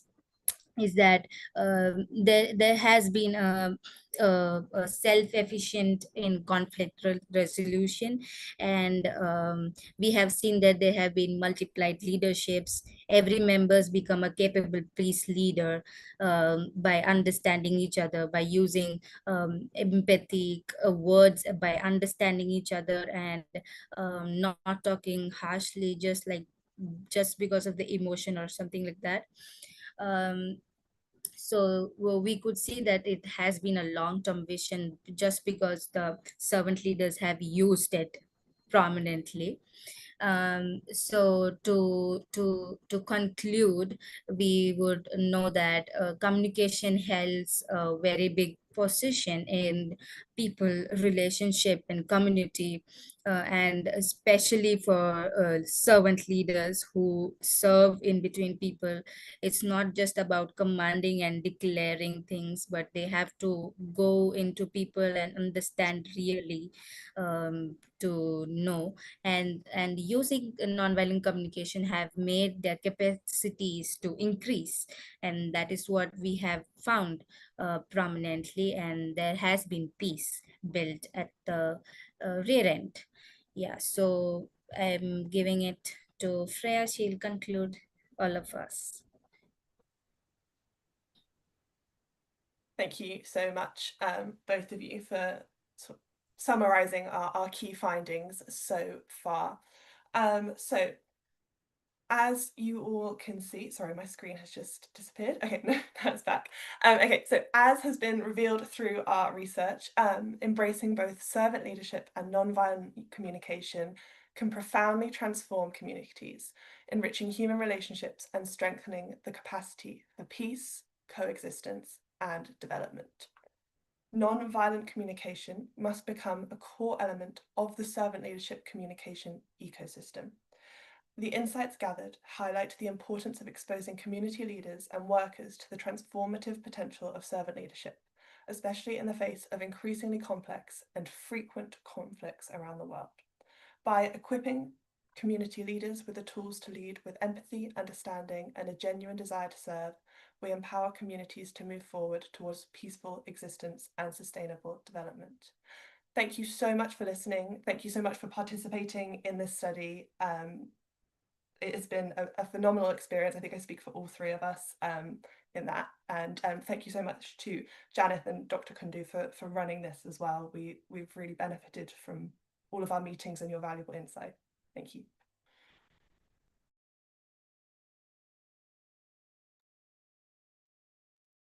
Oh, thank you. I hope Janeth is still coming back. I don't know if he's coming back or I continue. Rosaline, thank you so much, Alia, Freya, and Karen, for your wonderful presentation.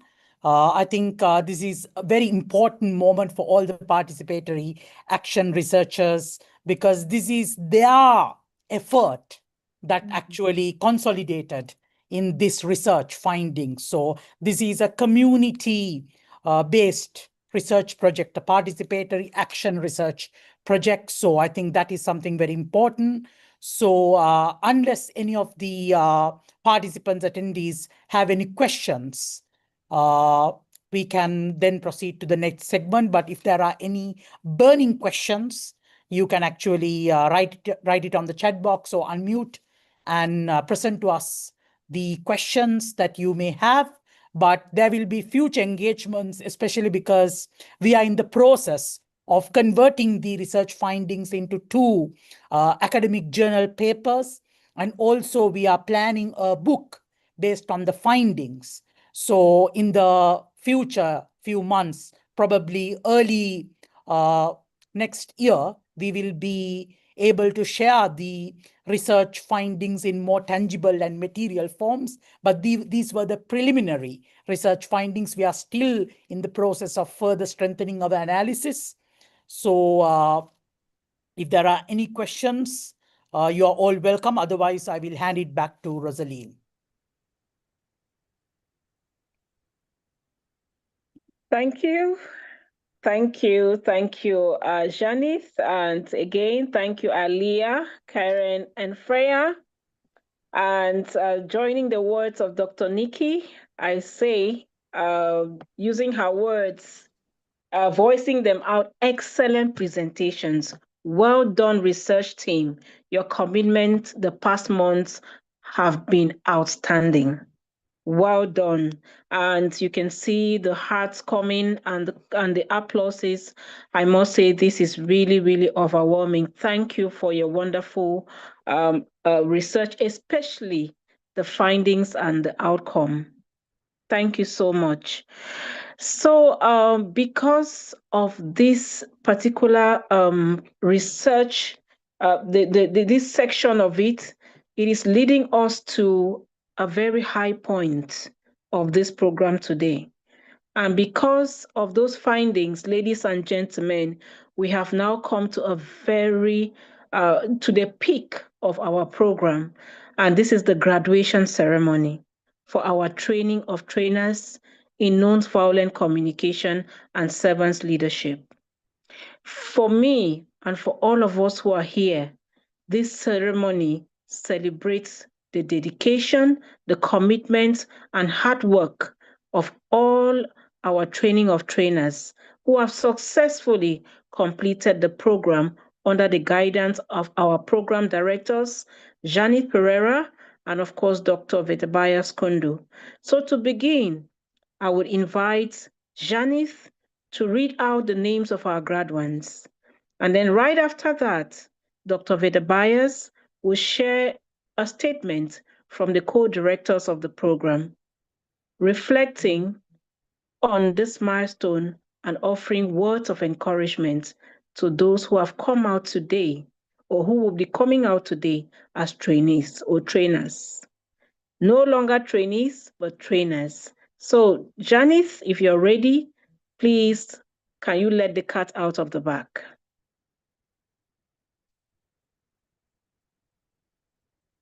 Your microphone is muted.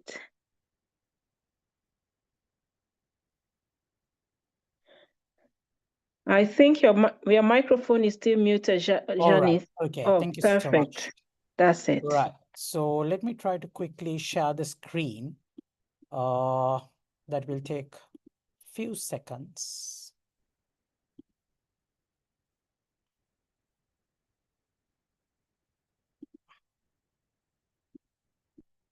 Right. I hope you can see the screen. Yes, We can. it's very Yes, clear. yes. Yes. Right. Clear. Amazing. So thank you everyone Yes. for inviting me to do the honor of the graduation ceremony. So for the past few months, we have been intensively engaged in this training of trainers program. So it is now the time to celebrate. So let's start the proceedings of the graduation ceremony. But I would like to I would like everybody to switch on their cameras and to be there with us for these last 15 minutes where we will do the graduation ceremony and congratulate everyone. So ladies and gentlemen, it's a pleasure to invite you to congratulate the graduates, and I will be reading out their names followed by their country and digitally awarding them this certificate. So first we have Adeoton Michael Oluzoa from Nigeria. Congratulations, Michael. Next, we have Andrea Jayatilaka from Sri Lanka. I hope you will join me in clapping for them. Next, we have Apollinia Mascaberia from Burundi, followed by Asmare Shitan Alme from Ethiopia. Next, we have Catherine Namuba from Uganda. We have Christopher Dapa from Ghana. We have Chukwu Mark Air from Nigeria. We have Dr. Ramat Ali Muhammad from Nigeria. Huge congratulations. Yay. Yes, I would like that energy, everyone. I would like you to unmute, clap, and make noise for these wonderful graduates. We have That's Congratulations from Nigeria. Yay. We have Esperanza Jufami from Ghana. Congratulations. We have George Clifford from Nigeria. Yay. We have George Kimani from Kenya. Yay. We have Dervin Baila from Uganda. We have Glory Murhula from DR Congo. Wow. We have Vidipale Mercado from Mexico. Congratulations, Mr. Dayton. We have Hassan Mohammed from Nigeria. We have Ishanku Mohammed from Nigeria. Congratulations. We have Josephine Conte from Sierra Leone. We have Joel Moba from Kenya. We have Juliet Yebo from Ghana. We have Karina Grimes from Argentina. We have Larab Ayuba from Nigeria. Congratulations. Congratulations, Martin Kobia from Kenya. We have Melody Ofori from Ghana. Wow, congratulations. We have Marte Congratulations. Congratulations from to all of Ethiopia. us. We have Aduton Victoria from Nigeria. Congratulations. We have Nirasha Priyanvadini from Sri Lanka. Congratulations. Sri Lanka. Congratulations. We have Nias Raskin from Sri Lanka. Wonderful. We have Nuzad Mustafa from Pakistan. Congratulations. Sunmondu Daub Jebanga from Nigeria. We have Tina Jong from the United States. So these are the wonderful 31 graduates who actually took part in the 12 weeks of the program. For 12 weeks, they have been working hard. They have not only been attending the sessions, but they have also successfully completed the participatory action research project, and they have delivered a micro teaching session. And I think that is why we need to honor them today in this graduation ceremony. Thank I you. would like to also congratulate the young researchers who have actually converted the participatory action research project into 2 research papers and the upcoming book. So we have Alia Sharpling from the United Kingdom. We have Freya Jugru from the United Kingdom. We have Karan Hapuch Tevrupalli from India. So they have been engaged with us from May to September working on this project. They have contributed a big number of hours for this project. Beauty and brains. And also, I would like to bring out specifically the support by the facilitators who supported us in the Training of Trainers program. We had Fred Bohasu from South Africa.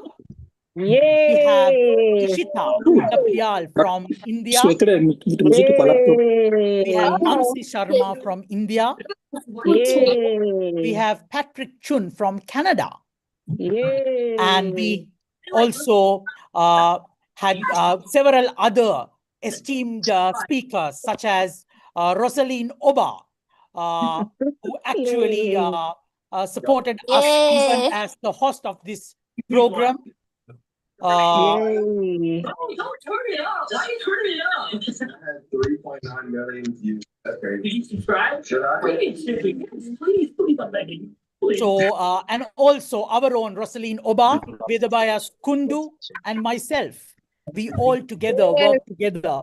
So Rosaline Oba, who is part of our Master of Ceremonies or the special person hosting the session today, and Dr. Vedabayas Kundu, myself, and also we should not forget Didan Omondi, who was the administrator.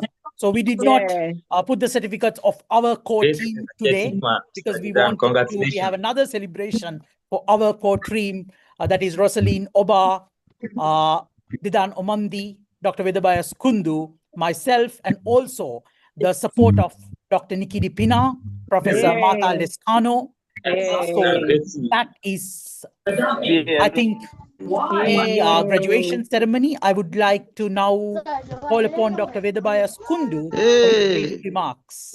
Yes. Congratulations. Yes, Thank you, yes, yes. Janet, without taking much time Congratulations. because we are already well Congratulations. beyond our stipulated Oh, time. Just 3 congratulations. points. Graduation ceremony cannot be taken as Congrats, just an end of everyone. Congratulations. ceremony. Wow. Can we mute? Can we mute our microphones now? Okay, put your Congratulations. sound off. Put your sound off, everybody. Put your sound off. Thank you. Okay, Dr. Vedabayas. Thank you very much, everyone. All our esteemed participants of the course really did a fantastic work. But let us make it a point that this is just the beginning. We will go to our own community and spread non-violent communication and servant leadership in right earnest. If we have to make a real change in the world, and if we have to be the change we wish to see in the world, we have to continuously work to promote non-violent communication and servant leadership. That is number one.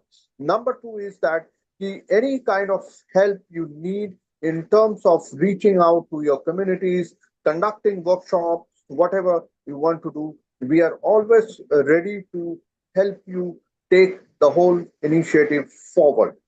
And I'm sure we are all enthralled by the way you have all done. And I'm sure we are going to have the next batch of new team members, which you could actually suggest from your communities to take up this further training, which we might do after some months. So I think these are the three important points. So the underlining statement is we request all of you to go back to your community, whether in the schools or in colleges or in institutions, to promote and encourage and spread non-violent communication and servant leadership for a peaceful coexistence, not only at the local level, but at the global level. Thank you very much once again, everyone. Wow, I always say, what a moment to be alive. What a moment to be alive. It's what I must, in short, if there is anybody who wants to repeat this for me, do it in the chat room. What a moment to be alive, because if you did not attend this ceremony of today, you have missed quite a whole lot, because there is a whole lot that I've learned today, that I've actually witnessed today, that is going to help me to become better in the way I practice nonviolent communication and servant leadership. And please, I want to extend really, really hearty congratulations to all those who have actually come out in flying colors, the speakers, the facilitators, and of course, our trainers that have actually come out with outstanding colors today. Thank you so much. A lot has already been said by our project co-directors, and really, in short, I don't doubt what they have been able to dish out to you, especially with our line of expert facilitators. So thank you so very much, dear Janice and Dr. Vedabayas. We are moving on, and we want to, Rosalie, at this point. Can we get 1 minute for Dr. Nikki, because I think she is eager to share a few words of congratulations. So All Dr. right, Nikki. that's fine. Okay. I'm just so overwhelmed with respect for this team. Janet and Dr. Vedabayas, honestly, you have been incredibly amazing, and you've impacted lives and made a huge difference to each and every one of the students. And as I said in the beginning, I'm so proud of all the students, because this was really hard work. It's not about just attending and you can walk away. There was a lot of effort and hard work and commitment put into this training. So we are so proud. Each of you that has a certificate, you can jump and shout and hold it to your heart, because it's incredibly special. And you are the people that are going to make a difference in your communities. I know it, and you will share it with us. So congratulations. Thank you. Thank you. Thank you, Dr. Nikki. I know you couldn't just hide that joy as the mother of this particular network that has actually been like the leading light to the world when it comes to peace, nonviolence, and servant leadership. At this point on the program, it is my pleasure to invite Didan Omondi, who has been very instrumental throughout this entire program as program coordinator, to deliver a vote of thanks as we currently draw close to the end of this triple events. So Didan, if you're listening to me, we wish to get a vote of thanks from you.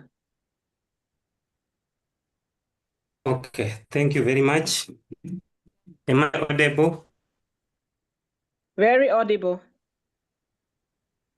Okay.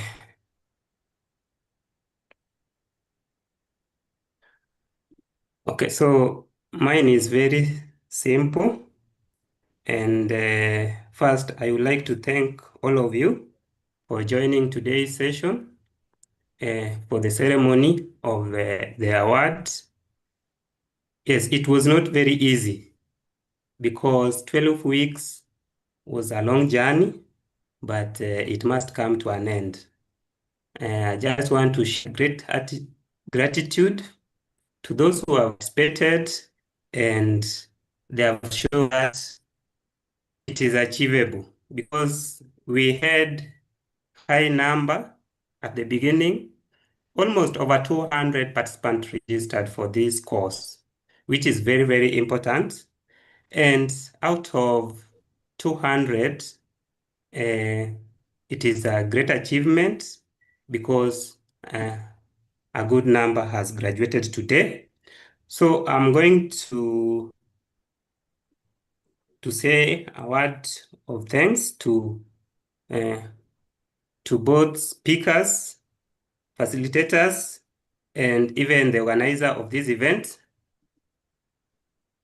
International Day of Peace and Nonviolence Communication, Servant Leadership Graduation Ceremony, delivered on behalf of Global Peace. Let's talk. Ladies and gentlemen, distinguished guests, speakers, esteemed facilitators, graduates, and peace ambassadors worldwide. Thank you for making this gathering inspiring and unforgettable. To Dr. Nikki Dipima, visionary founder of Global Peace Let's Talk, your address, Conflict Today and GPLT stance reminds us that peace is a choice and responsibility, and we must start it today. I want to thank our keynote, Professor Lester Katz. Thank you for powerfully interpreting the UN theme, Act Now for Peace World.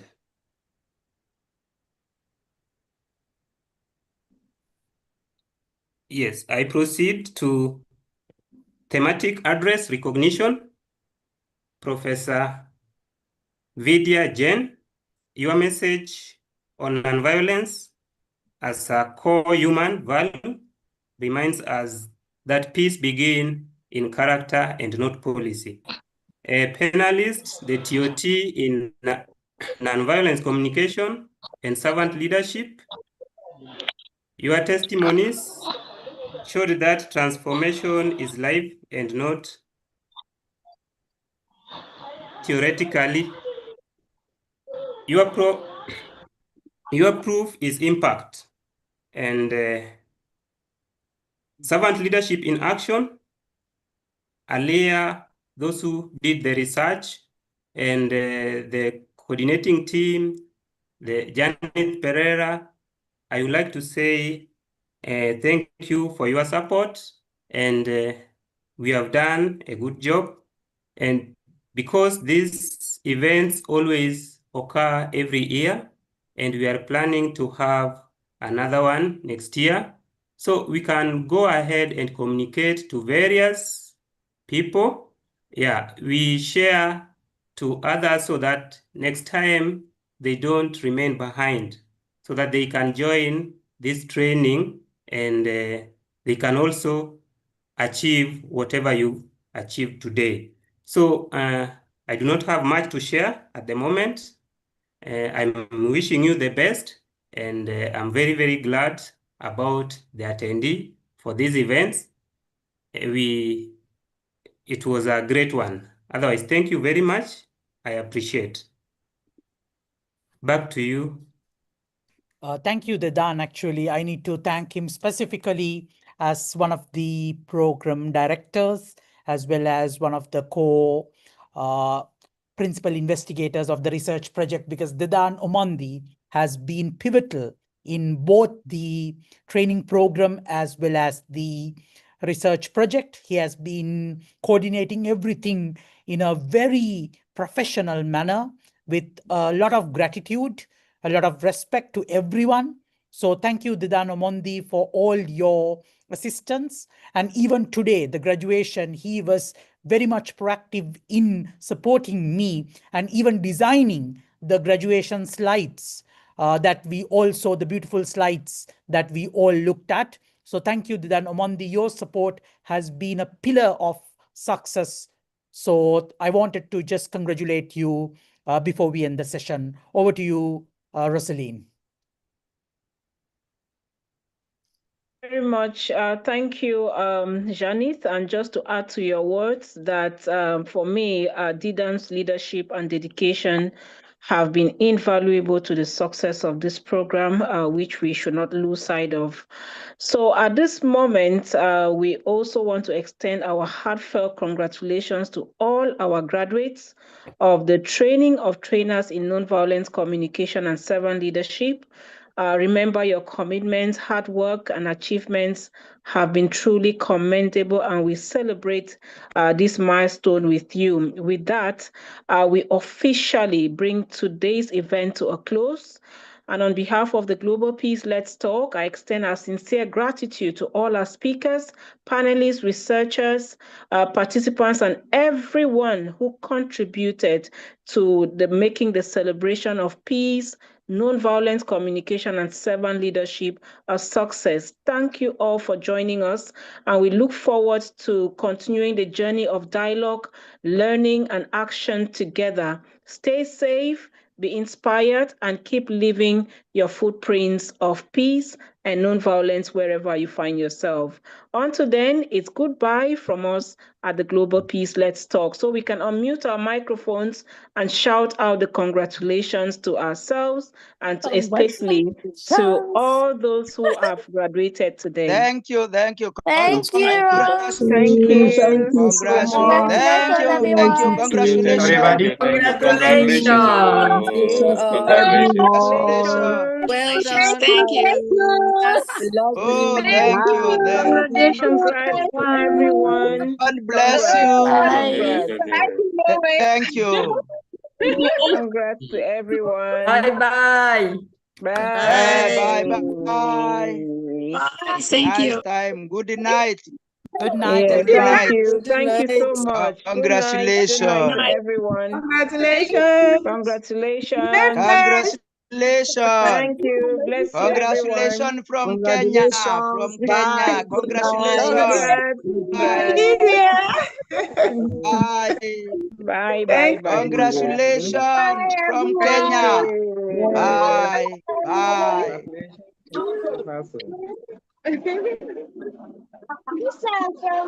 You can use some robots, okay? All right, I'm gonna give you some Robux, but the only thing I want in return is your Roblox password. So can you give me your password? Oh.